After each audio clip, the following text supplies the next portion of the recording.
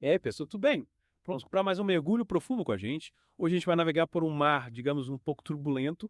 A ideia é a gente se aprofundar nos desafios, nas dificuldades que as mulheres enfrentam no Brasil hoje em dia. É isso aí, um tema super importante e, como você bem disse, cheio de nuances. A gente vai precisar de um mapa para não se perder, né? E para nossa sorte, a gente tem um guia excelente para essa expedição, o artigo do professor Flávio Eustáquio das Graças. Ah, sim! Os desafios da mulher moderna no Brasil. Uma análise bem completa, por sinal. Completíssima. E a gente vai usar ele como bússola para entender melhor essa realidade, sabe? Trazer os dados, as reflexões do professor, enfim, tentar clarear um pouco esse panorama para quem está acompanhando a gente. Boa. Acho que um bom ponto de partida é a questão da desigualdade no mercado de trabalho. O professor já começa o artigo colocando o dedo nessa ferida. Verdade. Ele joga logo de cara um dado que, apesar de já ser meio conhecido, ainda choca, né? Tipo, as mulheres, elas representam, veja só, 44% da força de trabalho no Brasil. Isso em 2022, segundo o IBGE. Quase metade, né? Uma presença considerável, sem dúvida. Mas e aí que o bicho pega? Essa participação expressiva não se traduz em igualdade salarial. Pois é, o professor mostra que, em média, as mulheres ganham 23% menos que os homens, exercendo a mesma função. 23%, é muita coisa, um rombo enorme. E o professor ainda alerta. Essa disparidade ela é ainda maior quando a gente leva em conta a questão racial. Sim, as mulheres negras e indígenas, elas acabam sofrendo um duplo preconceito, né? Uma barreira a mais. Exatamente. E o professor traz os números que são de cortar o coração, sabe? Ele aponta que enquanto a mulher branca ganha, em média, 76% do salário de um homem branco, a mulher negra recebe apenas 56%. Uma diferença brutal. É, triste, né? 20 pontos percentuais de diferença entre as próprias mulheres. Só mostra como o racismo é estrutural no nosso país. Totalmente. E tem outro ponto importante que o professor destaca, a questão da representatividade, sabe?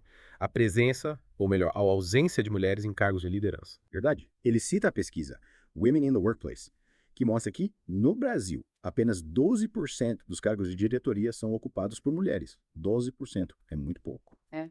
E aí eu te pergunto, como que a gente pode falar em igualdade de oportunidades com um cenário desses? As mulheres enfrentam um teto de vidro enorme, né?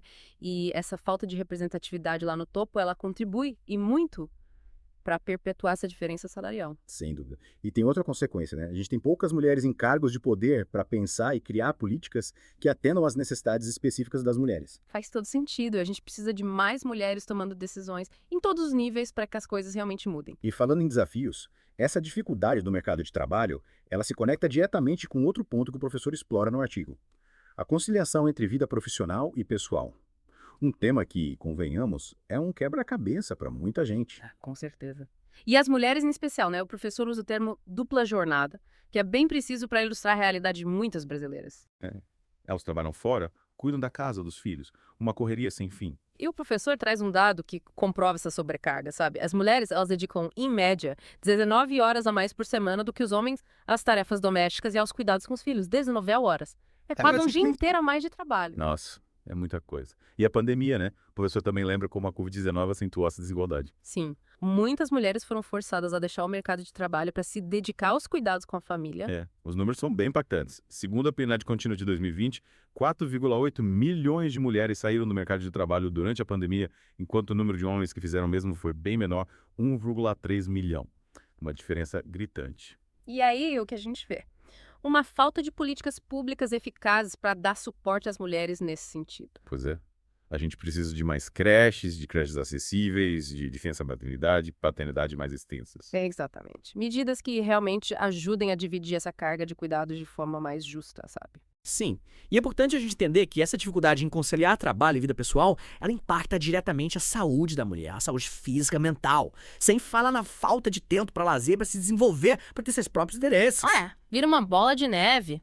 E por falar em bola de neve, outro tema urgente que o professor Flávio também aborda no artigo é a questão da violência de gênero no Brasil. Um problema gravíssimo. Gravíssimo. E os números, infelizmente, comprovam isso. O Brasil ocupa a 5ª posição no ranking mundial de feminicídios, com uma média assustadora de 13 mulheres assassinadas por dia. 13 mulheres por dia. É um absurdo. E o professor aponta a cultura machista, a naturalização da violência contra a mulher, como fatores que contribuem para essa triste realidade. Sim. E ele cita a Lei Maria da Penha, de 2006, como um marco importante na luta contra a violência doméstica. Sem dúvida, a lei foi um avanço enorme. Mas, como o próprio professor destaca, ainda existem muitos desafios na hora de aplicar a lei na prática. A gente sabe que a impunidade ainda é muito grande, né? Infelizmente, os estudos mostram que apenas uma pequena parcela das denúncias de violência doméstica resulta em punição para o agressor. E o professor discute alguns fatores que contribuem para essa impunidade, né? Sim, ele fala da lentidão da justiça, da falta de preparo de muitos profissionais da segurança pública para lidar com casos de violência doméstica, enfim, uma série de entraves que impedem que a lei tenha a efetividade que deveria ter. Enquanto isso, a violência continua acontecendo. É um ciclo terrível que precisa ser rompido. E mudando um pouco o foco, mas ainda falando sobre direitos, o professor também traz à tona a questão da saúde reprodutiva, um tema super importante e que muitas vezes é negligenciado. Verdade. E ele destaca como o acesso à informação sobre saúde sexual e reprodutiva e também aos métodos contraceptivos ainda é limitado em muitas partes do Brasil. Principalmente nas regiões norte e nordeste, né? Isso. E o professor coloca um ponto importante. A falta de acesso a essa informação e esses recursos, ela impacta diretamente na autonomia da mulher, na capacidade dela de decidir sobre o próprio corpo, sobre a própria vida. Sem dúvida. E a criminalização do aborto, mesmo em casos de estupro ou quando a vida da mãe está em risco, agrava ainda mais essa situação de vulnerabilidade. A mulher fica completamente à mercê de um sistema que não a protege, que não garante seus direitos básicos. E o professor cita dados da Organização Mundial da Saúde que são alarmantes. Cerca de 250 mil abortos inseguros acontecem por ano no Brasil. É muita coisa. Um reflexo direto da falta de políticas públicas que garantam o direito da mulher ao próprio corpo, à sua autonomia reprodutiva. E essa falta de autonomia, como o professor bem coloca, ela impede que a mulher exerça plenamente sua cidadania. Exatamente, é um direito fundamental que está sendo negado. Para a gente finalizar nossa análise do artigo, vamos falar sobre a representatividade política, né? Ou a falta dela. Mais um reflexo, um sintoma dessas desigualdades de gênero que a gente já discutiu.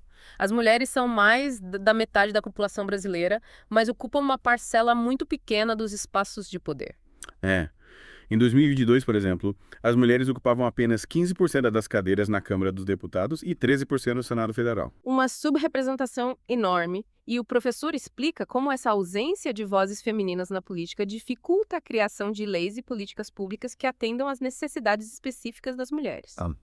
E ele destaca a importância das cotas de gênero nas eleições e também de incentivar a participação política das mulheres de uma forma geral como medidas para tentar reverter esse cenário. Com certeza. E ele cita alguns exemplos internacionais bem interessantes, como a Islândia e a Nova Zelândia, que mostram como governos com maior participação feminina tendem a priorizar questões sociais e de igualdade. Fica evidente que ter mais mulheres na política não é só uma questão de representatividade numérica, mas sim de ter diferentes perspectivas, diferentes vivências, contribuindo para a construção de uma sociedade mais justa e igualitária. Exatamente. E o professor deixa bem claro.